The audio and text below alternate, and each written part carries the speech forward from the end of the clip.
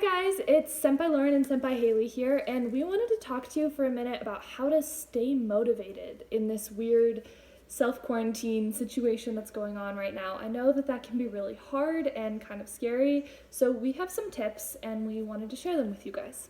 So our first thing that we wanted to talk about is establishing a routine. Yeah. So we know that right now it's kind of weird. We don't have as much structure as we're used to. We're used to school or maybe work and then, having karate class. So we don't have that right now. So it's important to set up some structure for ourselves. So for me, we kind of have different approaches, Lauren and I. For me, I like to come up with the things that I want to do and get done every day. And then I let it kind of take form so that I have a different day every day. Lauren? I like to schedule out what I'm doing in a certain time. Like this hour I'm doing that, this hour I'm doing that, and that really helps me. But whatever your approach is, because there's lots of different ways to go about it, just make sure you're keeping a routine with some your structure. Yeah. The next point we wanted to make was about taking that first step towards doing something productive. I know for me personally, the hardest thing to do is to get started usually. So if you can just get yourself out of bed or, to turn off the TV, whatever it is, I promise it'll be a lot easier. So whether it's just, hey, I'm going to turn off my phone and do 10 push-ups, I promise it'll be easier to do another 10 after, you know what I mean? Absolutely. So just really try to take that first step. Right. Next, we wanted to talk about having someone to keep you accountable.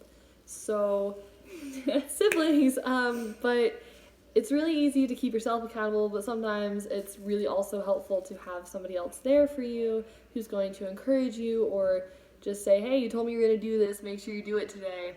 So Lauren and I often are like, hey, do you want to go work out or do you want to do something together? And that really, really helps. If you don't have a sibling, you can always say, hey, mom, dad, I'm going to work out tomorrow. Make sure I do it. And so it's really important, otherwise it's going to be easy to just stay in bed and give up. And so I know. Have somebody there to keep you accountable for all the things you want to get done, especially training some more for karate. The last point we wanted to make was about staying in contact with your community. I know that right now it feels like we're all really isolated and it's kind of scary, but I promise that we're not. We're all in this together, and we have a wonderful community, especially with the dojo, so we can still take advantage of that community, text your friend from karate and figure out what some sort of fun workout to do, or text Sensei and Renshi, or text us. Get in contact with us. We have plenty of time. We'd love to answer karate questions. Absolutely. So seriously though, just try to stay in contact with your community during this really time. important. That'll be really helpful. It's easy to feel like we're all isolated in our own houses and stuff, but we're not. So we love you guys. Stay safe. Make sure you're washing your hands, social distancing. Speaking of which, Lauren, just kidding.